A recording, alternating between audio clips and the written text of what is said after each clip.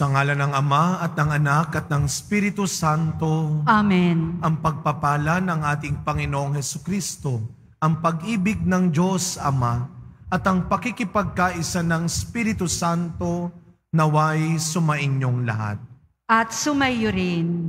Mga kapatid, upang maging karapat dapat po tayong tumanggap ng mga bagong biyaya at himala ng Diyos sa misang ito. Tumahimik po muna tayong sandali. At nang may kababaang loob kasama ni Maria, humingi po tayo ng awa at patawad sa Diyos sa lahat ng inisip at ginawa nating kasalanan.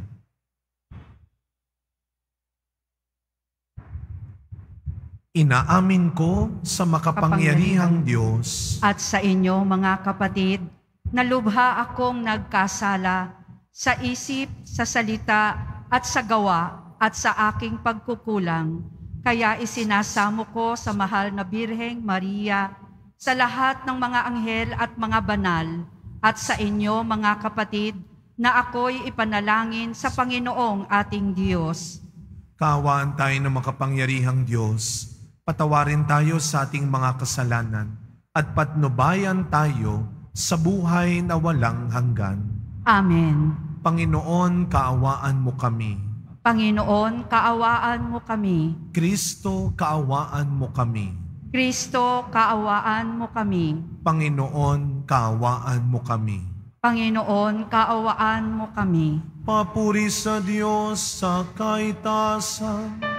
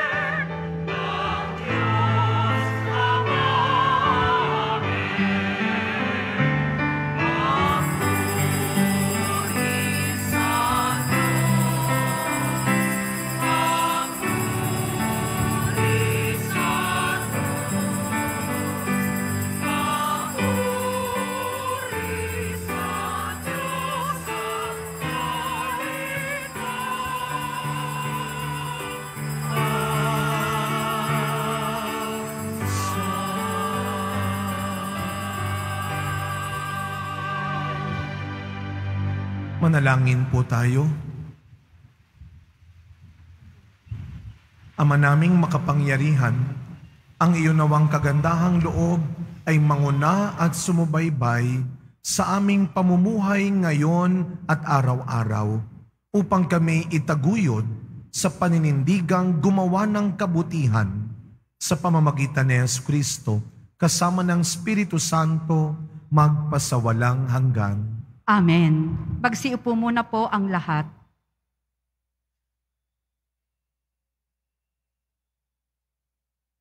Pagbasa mula sa aklat ni Propeta Isaías.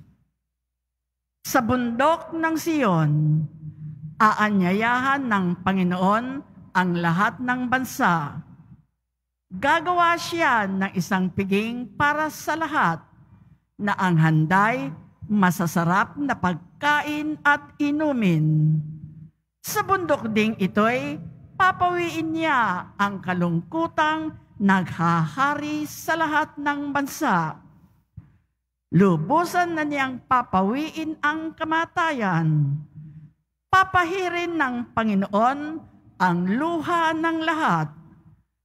Aalisin niya sa kahihiyan ang kanyang bayan.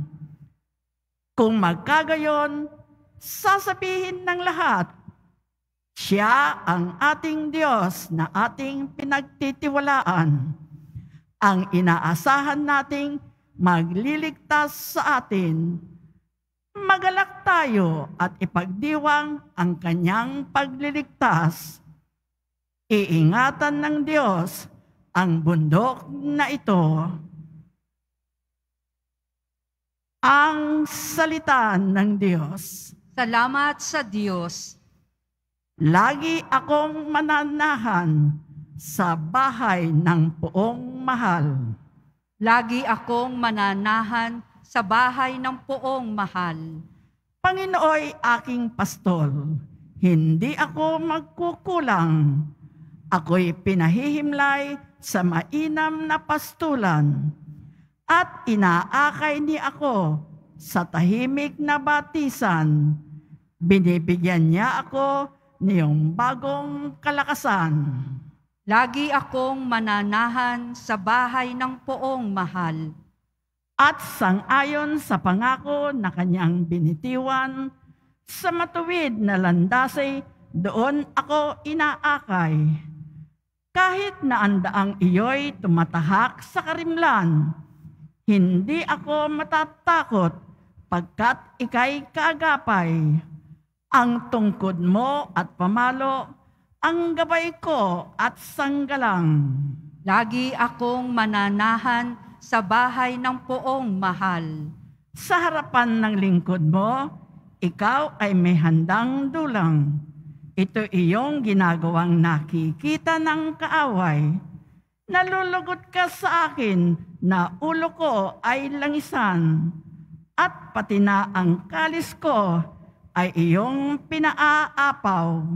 Lagi akong mananahan sa bahay ng poong mahal. Tunay na ang pag-ibig mo at ang iyong kabutihan sa saakit tataglayin habang ako'y nabubuhay. Doon ako sa templo mo, lalagi at mananahan. Lagi akong mananahan sa bahay ng poong mahal.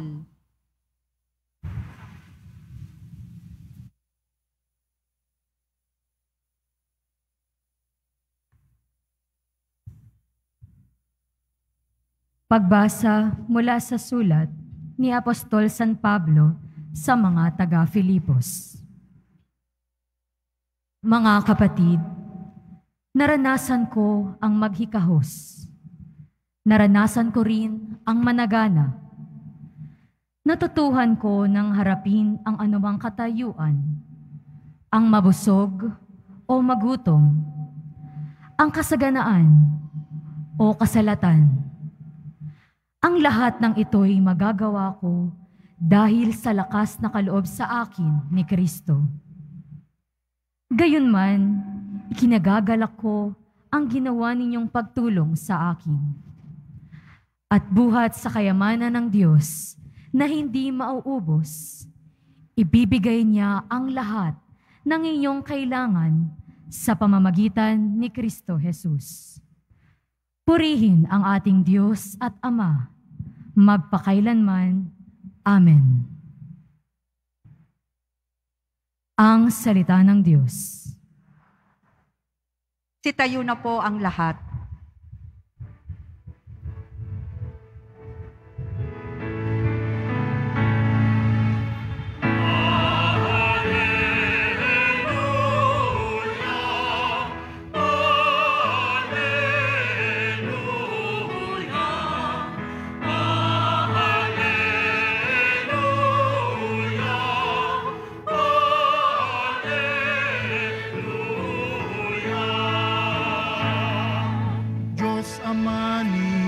Jesucristo,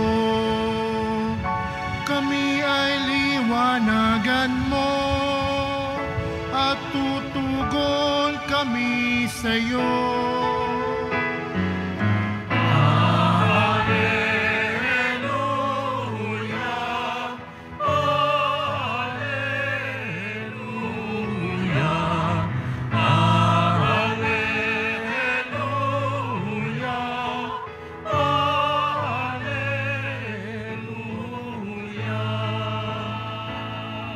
Sumainyo ang Panginoon. At sumayo rin. Ang mabuting balita ng Panginoon ayon kay San Mateo. Papuri sa iyo, Panginoon. Noong panahong iyon, muling nagsalita si Jesus sa mga punong saserdote at matatanda ng bayan sa pamamagitan ng talinhaga. Sinabi niya, ang paghahari ng Diyos ay katulad nito. Naghandog ng isang piging ang isang hari sa kasal ng kaniyang anak na lalaki. Sinugo niya ang kaniyang mga alipin upang tawagin ang mga inanyayahan, ngunit ayaw nilang dumalo. Muli siyang nagsugo ng iba pang mga alipin at kaniyang pinagbilinan. Sabihin ninyo sa mga inanyayahan na naihanda ko na ang aking piging. Napatay na ang aking mga baka at mga pinatabang guya at handa na ang lahat ng bagay. Halina kayo sa piging. Ngunit hindi ito pinansin ng mga inanyayahan.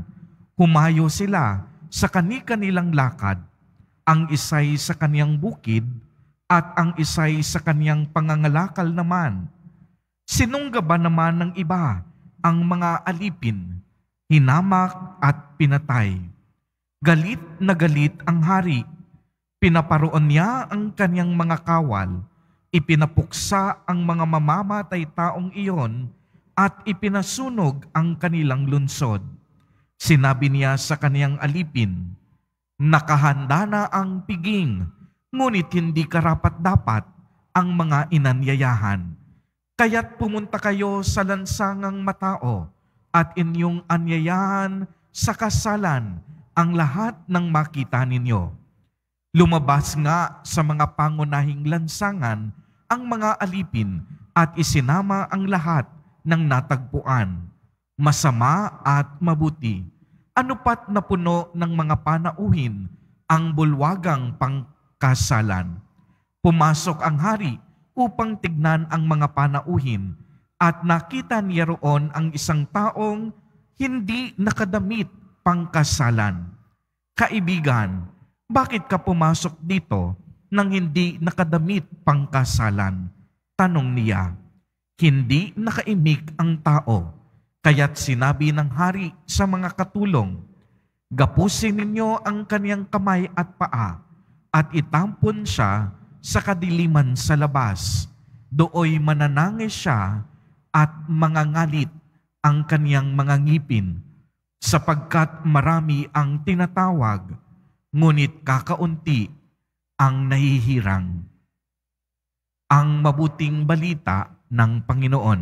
Pinupuri ka namin, Panginoong Hesukristo. Magsiupo muna po ang lahat.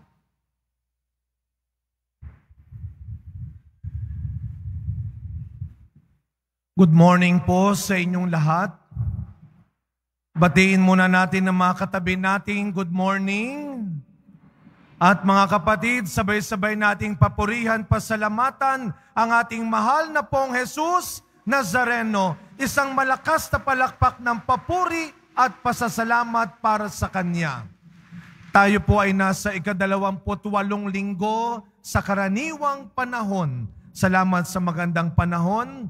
Muli tayong nagkakatipon sa hapag ng Panginoon.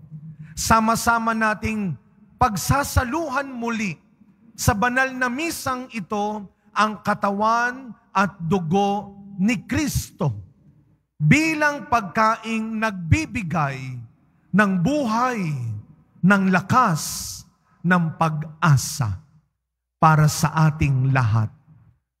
Pakitanong nga po ang katabi ninyo, gutom ka na ba? Sabi, hindi ko nga po kilala ito, Father, baka bigla magpalibre ito, hindi ko nga kilala. O kaya, Father, kaya bilisan mo na, gutom na kami. Tayo daw pong mga Pilipino, meron daw tayong 3 mahalagang F, letter F, sa buhay natin. Faith, family, ano yung pangatlo? Food. Madalas nababaliktad, nauuna yung food, family, saka faith. Kaya tuloy kahit sa misa, nadadala natin, nababaliktad natin. Minsan may mga dumadating sa atin, komunyon na, kakain na. Tapos na yung koleksyon, ay salamat, nalampasan ako. Nauuna yung pagkain. Kaya pati sa misa, tumarating tayo minsan komunyon na, kakain na.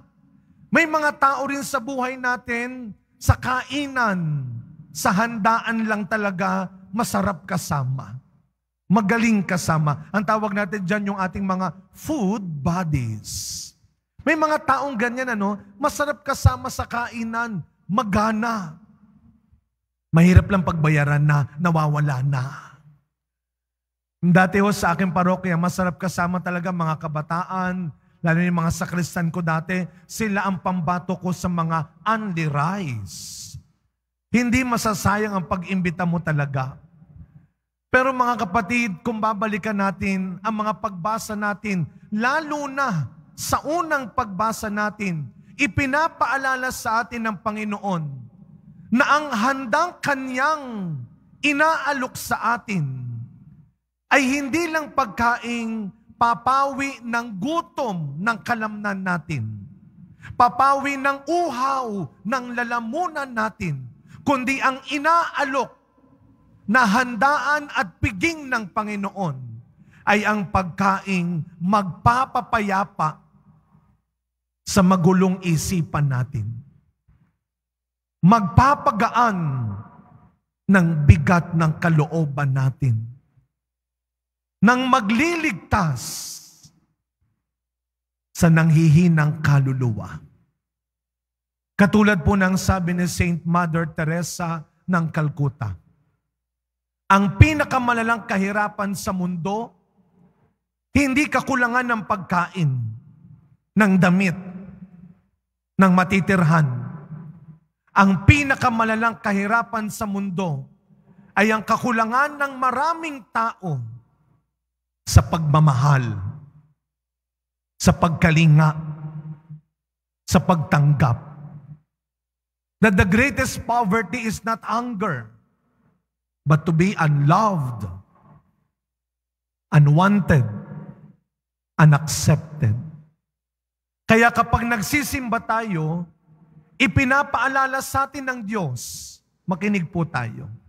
Kapag nagsisimba tayo, ito ang pinapaalala ng Diyos na kahit gaano pa kataas at kalayo ang marating mo, kahit gaano pa kalaki at karami ang maipon mo, siya at siya pa rin, ang Diyos pa rin ang bubuo at kukumpleto sa buhay mo. Amen. Palakpakan natin ang ating Panginoong bumubuo ng buhay natin. Kaya lagi tayong maging handa. Sa sinasabi ng Ebanghelyo natin ngayon, lagi kang maging handang sumunod. kapag iniimbitahan ka ng Panginoon, huwag kung saan-saan at kung kani-kaninong imbitasyon ka lang nakikinig. Pakinggan mo ang imbitasyon ng Panginoon. Ang imbitasyon ng mga mahihirap, nagugutom, maliliit, inaapi, kinakawawa, yan ang imbitasyon ng Diyos. Pakinggan mo ang imbitasyon ng Panginoon sa kanyang piging. Katulad ng haring naghanda sa kasalan ng kanyang anak na lalaki. Laging may banal na piging ang Panginoon para sa lahat. Kaya ano ang sabi ng ating ebanghelyo? Inimbitahan ang lahat, mabuti at masama. Kapag ang pakiramdam mo, nakakahiya na dahil napakasama mo na, lalo kang magsimba. Kapag napakabigat at hirap na ng problema mo, lalo kang magsimba. At kapag gumaganda at gumiginhawa na ang buhay mo, lalong-lalo kang magsimba. Kapag gumagaling na, lahat inaanyayahan, lahat pinagbibigyan, pero ang masaklap, hindi lahat nakakaalala. Hindi lahat nagpapahalaga sa oras na dapat una nating binibigay para sa Kanya. Huwag kang maghanap. Huwag mong isingit lang ang Diyos sa buhay mo. Huwag mong hanapan ng oras ang Diyos. Bigyan mo ng oras ang Diyos. Okay, sasabihin mo, Father, para sa pamilya ko, kaya ako nagtatrabaho, kaya ako nag-overtime, kaya ako nagpapagod. Mahirap mag-budget ng oras, maiintindihan ni Lord yan. Diyan tayo magaling. Pero huwag mo kalilimutan, dahil din sa Diyos, kaya ka nakakaraos. Kaya nakakaya mo pa. Kaya may trabaho ka pa. Kaya buhay ka pa. Nung nagbigay po ako ng retreat 2 weeks ago sa mga kapatid natin sa Gitnang Silangan sa UAE, bukod sa misa at talk, nagkaroon ako ng pagkakataong makausap sila kahit mabilisan. Isa lang ang madalas kong tanong, paano kayo at bakit kayo nag-abroad para magtrabaho? Paano kayo nakapag-abroad? Hindi lang dahil sa kung sino ang kakilala nila at tumulong sa kanila. Kahit dito sa Quiapo, maraming balikbayan ang nagpupunta. Yung mga nasa ibang bansa nating kadeboto, babalik sila ng Quiapo. Isa lang ang sinasabi nila, nagpapasalamat po. Kaya kami nakapag-abroad sa awa at biyaya ng Poong Nazareno. Sa araw na ito, mga kapatid, October 15, samahan niyo po akong magpasalamat sa Diyos, katulad ng sinabi ni San Pablo sa 2nd pagbasa. Salamat sa Diyos sa mga taong tumulong at sumuporta sa pagsisikap kong gumawa ng mabuti at maging mabuti. 42 years of being blessed by God and supported by the church. Hindi ko kaya mag-isa at hindi ako nag-isa. Sa pagpapatuloy na misa natin, mga kapatid, sama-sama nating balikan ang maraming party, kainan, at handaan sa buhay natin. Mga bagay, mga lugar na nagbigay sa atin ng pansamantalang kabusugan at kaligayahan. Enjoy life, but make it right. Tandaan natin, masamang malipasan sa paggawa ng kabutihan. Masama ring masobrahan sa nakakasanayang kasalanan. Panginoon, higit sa anuman at kanino man, Ikaw ang tunay naming pagkain at inuming magpapagaling, magpapaginhawa, at magliligtas ng buhay namin. Amen.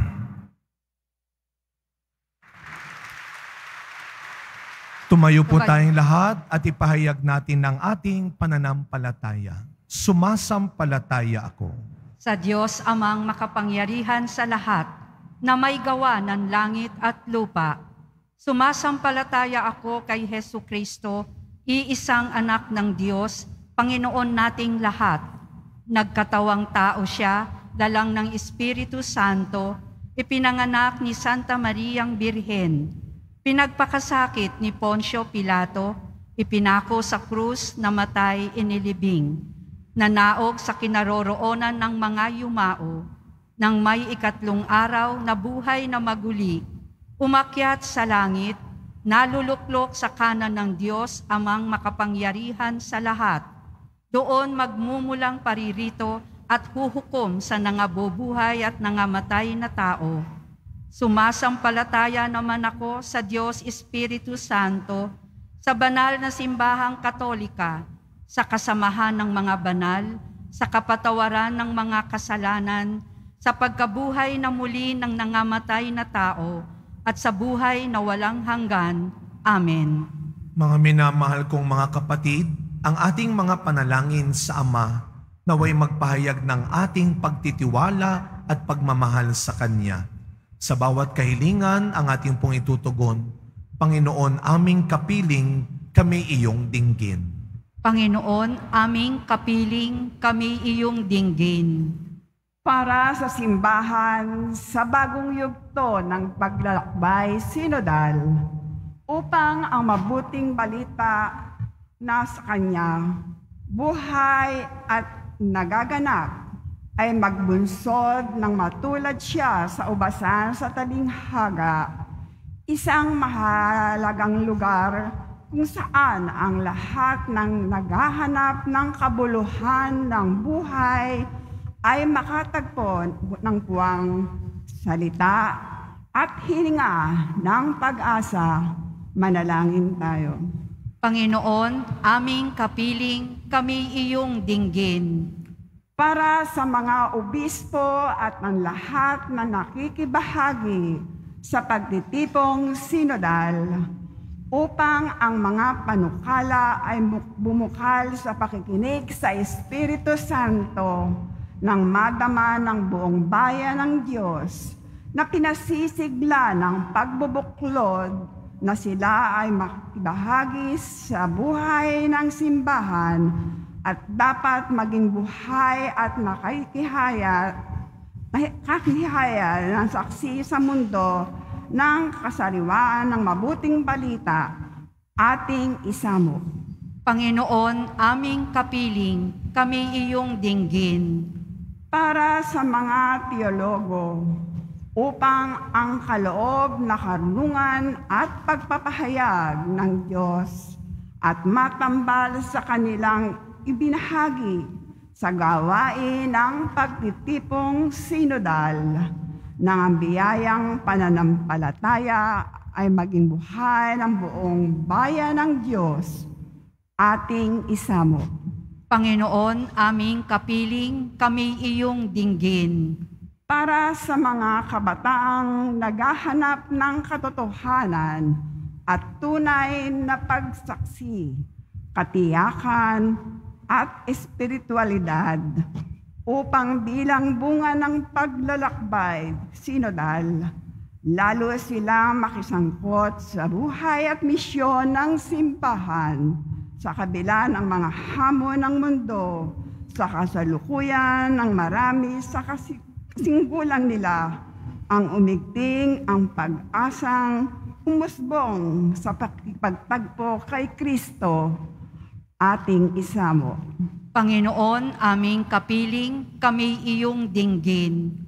Para sa ating natitipon ngayon, nakikibahagi sa sambayanang Kristiyano sa iba pang panig ng mundo upang ang nalasap nating kabutihan ng Diyos sa pagbabahabahagi ng katawan at dugo ni Jesus ang magbukas sa atin sa panibagong pagtingin sa ating kapwa at magdulot ng mga saksi sa kagandahang loob sa mundong ating ginagalawan.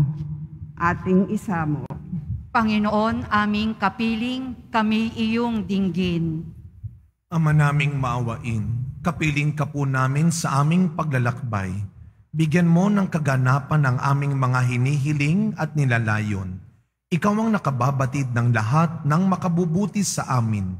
Gawin mo po kaming simbahang magkakaakbay habang kami naglalakbay sa mundong ito hanggang kami sumapit sa tunay naming hantungan sa piling mo sa pamamagitan ni Jesucristo kasama ng Espiritu Santo magpasawalang hanggan. Amen. Magsiupo muna ang lahat.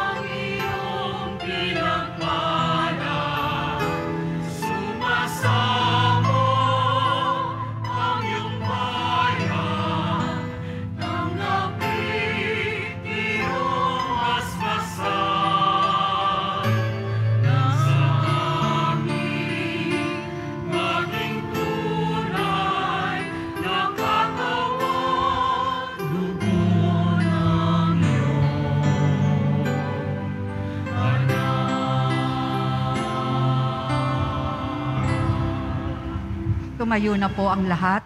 Manalangin kayong mga kapatid upang ang paghahain natin ay kalugdan ng Diyos amang makapangyarihan. Tanggapin nawa ng Panginoon itong paghahain sa iyong mga kamay, sa kapurihan niya at karangalan, sa ating kapakinabangan at sa buong sambayanan niyang banal.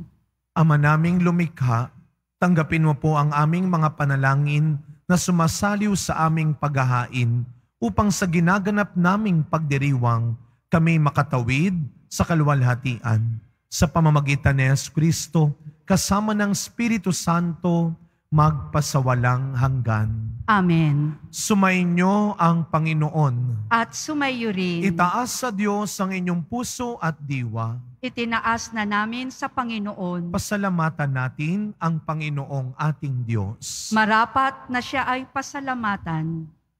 Ama naming makapangyarihan, tunay nga pong marapat na ikaw ay aming pasalamatan, kahit na ikaw ay pinagtaksi lang ng sangkatauhan. Ikaw ay patuloy pa rin sa iyong pagmamahal.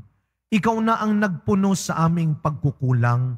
Ikaw pa rin ang nagsugo ng tutubos sa tanan. Ang sugo mong anak ay naging di na iba sa amin, bagamat di niya tinularan ang aming pagkamaswayin. Niloob mo ito upang iyong mamalas sa aming pagkatao ang giliw mong anak at kami tunghayan mong may pag-ibig na tulad ng pagtatangi mo sa Kanya ng higit sa lahat. Ang katapatan niya sa iyong walang maliw ang nagpanumbalik na muli sa amin ng iyong kasiyahan ng iyong pagtingin na aming iwinaksi nung ikaw ay aming suwayin. Kaya kaisa ng mga anghel na nagsisiawit ng papuri sa iyo nang walang humpay sa kalangitan, kami nagbubunyi sa iyong kadakilaan.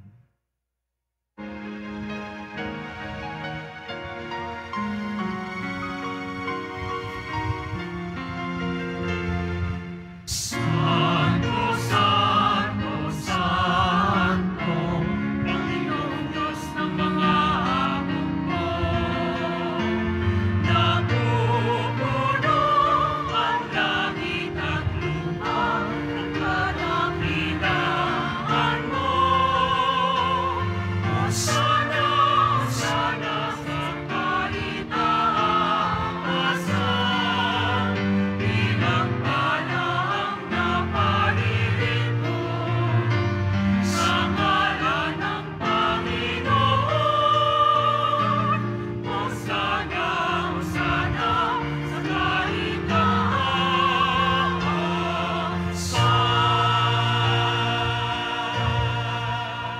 Lumuhod po ang lahat.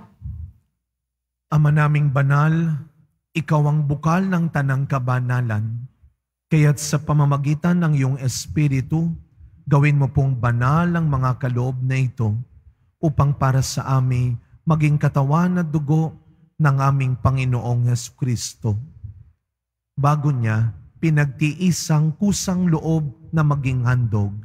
Hinawakan niya ang tinapay, pinasalamatan kanya, pinaghati-hati niya iyon, iniabot sa kanyang mga alagad at sinabi, "Tanggapin ninyong lahat ito at kanin. Ito ang aking katawan na ihahandog para sa inyo."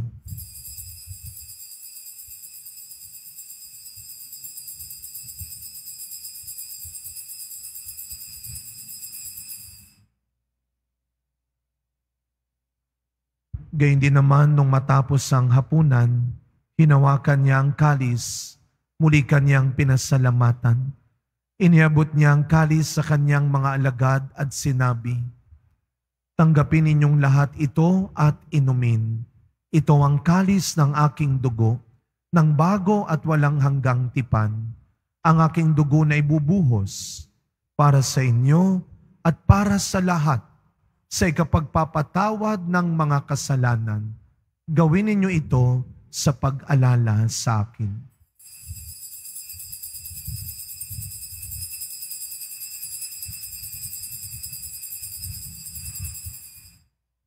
Tumayo na po ang lahat. Ang misteryo ng pananampalataya. Si Kristo'y namatay, si Kristo'y nabuhay, si Kristo'y babalik sa wakas ng panahon. Ama, ginagawa po namin ngayon ang pag-alala sa pagkamatay at muling pagkabuhay ng iyong anak. Kaya tinaalay po namin sa iyo ang tinapay na nagbibigay buhay at ang kalis na nagkakaloob ng kaligtasan. Kami po ay nagpapasalamat dahil kami iyong minarapat na tumayo sa harap mo para maglingkod sa iyo. Isinasamo namin kaming magsasalo-salo sa katawan at dugo ni Kristo ay mabuklod sa pagkakaisa sa pamamagitan ng Espiritu Santo.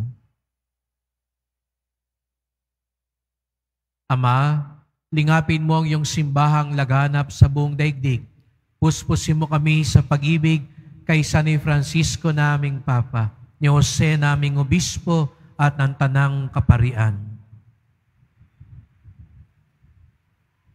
Alalahanin mo rin ang mga kapatid naming nahimlay nang may pag-asang sila'y muling mabubuhay, gayon din ang lahat ng mga pumanaw. Kaawaan mo po sila at patuloyin sa iyong kaliwanagan. Kaawaan mo at pagindapatin kaming lahat na makasalo sa iyong buhay na walang wakas, kaisa ng mahal na Birheng Maria na Ina ng Diyos, ng kabiyak ng puso niyang si San Jose, kaisa ng mga apostol ni San Juan Bautista, Saint Mother Teresa ng Calcutta, at Saint Padre Pio ng Petrelcina, at ng lahat ng mga banal na namuhay dito sa daigdig ng kalugod-lugod sa iyo. Maipagdiwang nawa namin ang pagpupuri sa ikararangal mo sa pamamagitan ng iyong anak na aming Panginoong Hesukristo. Sa pamamagitan ni Kristo, kasama niya at sa Kanya, ang lahat ng parangal at papuri ay sa iyo, Diyos Amang makapangyarihan, kasama ng Espiritu Santo, magpasa walang hanggan.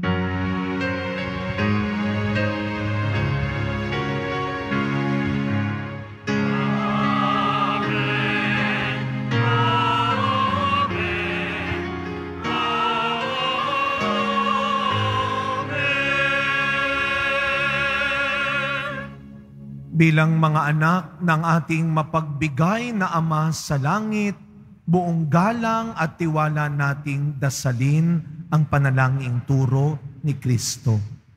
Ama namin, sumasalangit ka. Sambahin ang ngalan mo, mapasa amin ang kaharian mo, Sundin ang loob mo dito sa lupa para nang sa langit.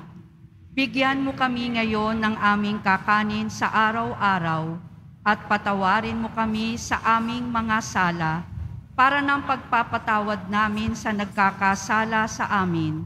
At huwag mo kaming ipahintulot sa tukso at iadya mo kami sa lahat ng masama. Hinihiling po namin kami adya sa lahat ng masama, pagkalooban ng kapayapaan araw-araw, iligtas sa kasalanan at ilayo sa lahat ng kapahamakan, samantalang aming pinananabikan ang dakilang araw ng pagpapahayag ng tagapagligtas naming si Jesucristo. Sapagkat iyo ang kaharian at ang kapangyarihan at ang kapurihan magpakailanman. Amen. Panginoong Kristo, sinabi mo sa iyong mga apostol, kapayapaan ang iniiwan ko sa inyo, ang aking kapayapaan ang ibinibigay ko sa inyo.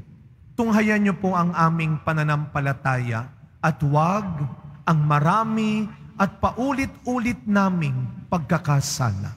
Pagkalooban mo po kami ng kapayapaan at pagkakaisa ayon sa iyong kalooban, kasama ng Espiritu Santo, magpasawalang hanggan. Amen. Ang kapayapaan ng ating Panginoon ay laging sumainyong lahat.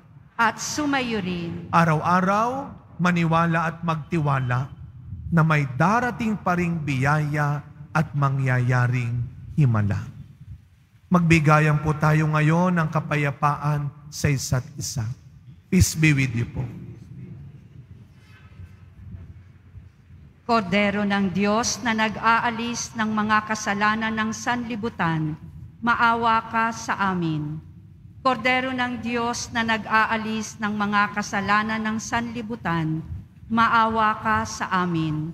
Kordero ng Diyos na nag-aalis ng mga kasalanan ng sanlibutan, ipagkaloob mo sa amin ang kapayapaan. Magsiluhod po ang lahat.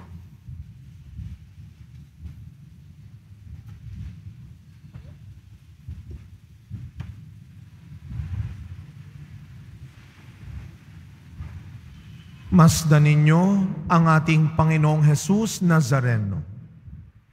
Siya ang tunay mong kailangan. Siya ang tunay mong kaligtasan.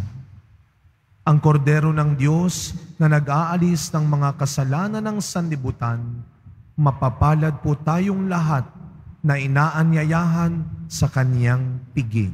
Panginoon, hindi ako karapat-dapat na magpatuloy sa iyo, ngunit sa isang salita mo lamang ay gagaling na ako.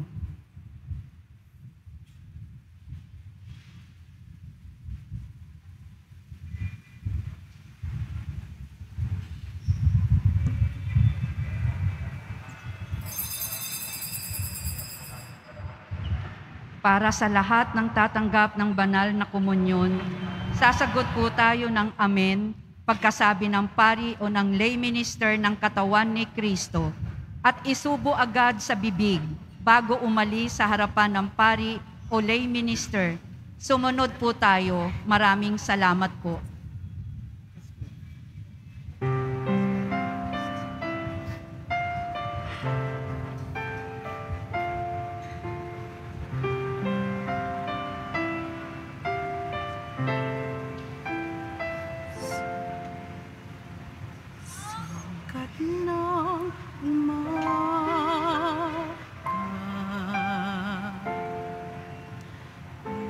Ng ulan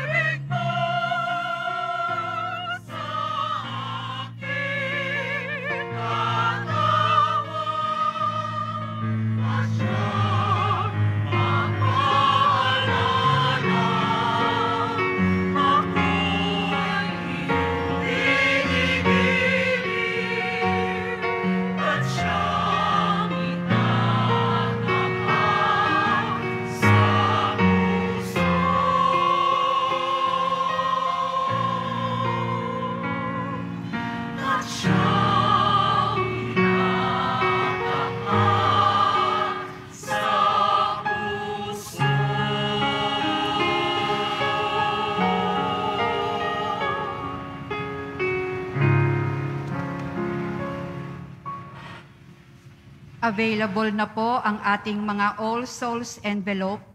Sa mga nagnanais, maari kayong kumuha malapit sa mga pintuan ng ating simbahan o sa information guard. Isulat lamang po ang mga pangalan ng mga kamag-anak, kaibigan at mga kakilalang na mayapa o sumakabilang buhay na. At sa buong buwan ng Nobyembre, ito po ay ating isasama sa lahat ng mga misa na nagaganap sa ating simbahan. Pagkatapos ng misa, wiwisikan po ang lahat ng banal na tubig. Pinakikiusapan ng lahat na manatili lamang muna sa inyong mga lugar. Tanging sa Quezon Boulevard o sa Plaza San Juan lamang ang labasan ng lahat. Sumunod po tayo. Maraming salamat po sa inyong pagdalaw at pagsisimba sa Basilica Menor at Pambansang Dambana ni Jesus Nazareno. Tumayo na po ang lahat. Manalangin po tayo. Ama naming mapagmahal, ngayong kami iyong pinapakinabang sa katawat dugong banal, iniluluhog namin sa dakila mong kabutihan sa tanan na kami gawin mong kasalo sa iyong buhay sa pamamagitan ni Jesucristo, kasama ng Espiritu Santo, magpasawalang hanggan. Amen. Bilang isang sambayanan, magpasalamat tayo sa Panginoon sa biyaya ng buhay, sa kaarawan ng ating mahal na si Father Hans. Sama-sama nating batiin, Happy Birthday, Father Hans! Hindi ko kayo marinig, ulitin natin uli. Happy Birthday, Father Hans! At magpasalamat tayo sa Panginoon sa biyaya ng buhay at pagkapari na kanyang iginawad kay Father Hans na ibinabahagi din niya sa atin dito sa Quiapo. At ipagdasal natin, natandaan niyo yung intention ni Father Hans nung anniversary niya na siya ay maging happy, healthy, holy, and good priest, humble priest. Kaya pagdasal natin patuloy si Father Hans ng kalakasan para lalo niya tayong mapaglingkuran at lalo niyang maipalaganap ang dakilang awa at pag-ibig at kaisa ng kanyang pamilya at mga kaibigan at lahat ng tumutulong sa atin, lalo na sa ating social services and development ministry sa Quiapo. Ay maraming salamat, Father Hans, at muli maligayang kaarawan. Pagpalain ka ng Panginoon. Maraming salamat po, Father June, Father Frank, Father Robert. Nakakadalawa na siyang sama sa akin, no? Kaya, Father Jonathan, Father Paul, sa lahat ng mga paring kasama ko po dito sa Quiapo at sa mga bumubuo ng simbahan ng Quiapo, sa iba't ibang lingkod ng Quiapo at volunteers, salamat higit sa lahat sa inyong lahat ng mga kadeboto namin sa Panginoong Jesus Nazareno. Maraming salamat sa pagiging biyaya ninyo sa simbahan. Kagaya ng sabi ni San Pablo, ang simbahan ng Quiapo, araw-araw nagpapasalamat sa mga katulad ninyong walang sawang tumutulong, sumusuporta sa kanyang simbahan. Maraming salamat po. Sumainyo ang Panginoon. At sumayo rin. Yumuko po kayo habang iginagawad ang pagbabasbas. Nawa ang Diyos Amang sa iba't ibang paraan at pagkakataon ay naghahayag sa ating mga ninuno sa pamamagitan ng mga propeta ang laging pumapatnubay sa inyo at sa buong simbahan na maging tapat sa kanyang salita at hanapin ang kanyang kalooban ngayon at magpasawalang hanggan. Amen. Nawa ang anak na isinugo sa takdang panahon para ipamala sa lahat ang yaman ng habag ng Ama, ang mag-ingat sa inyo sa pakikipagbuklod ninyo kay Kristo at sa isa't isa, ngayon at magpasawalang hanggan. Amen. Nawa ang Espiritu Santo ang manguna sa inyo, lalo na sa pagtitipong sinodal, na kilalanin ang mga tanda ng panahon upang sa pagkatig sa kalooban ng Diyos, magbunga kayo ng masagana sa pagkakaisa para sa buhay ng simbahan at para sa pagpapalaganap ng mabuting balita ngayon at magpasawalang hanggan. Amen. At naway pagpalain at ingatan ang inyong pamilya ng ating mapagbigay na Diyos, Ama, Anak, at Espiritu Santo. Amen. Tapos na po ang ating pagdiriwang, humayo kayong taglay ang pag-asa ng Poong Jesus Nazareno. Salamat sa Diyos.